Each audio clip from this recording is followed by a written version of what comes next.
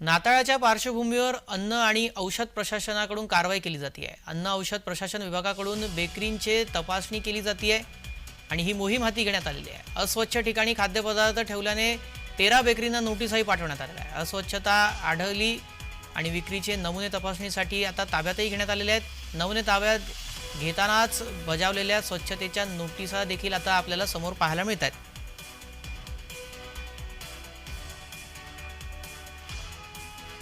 या संदर्भात अधिक माहिती देण्यासाठी आमचे प्रतिनिधी किरण गोटूर जोडले गेलेले आहेत। किरण, काय नेमकी माहिती मिळते आहे? कारण आता नाताळाच्या पार्श्वभूमीवर ही कारवाई केली जाते आहे, काय नेमकी कारवाई करण्यात आलेली आहे आणि काय नोटीस बजावण्यात आलेल्या आहेत?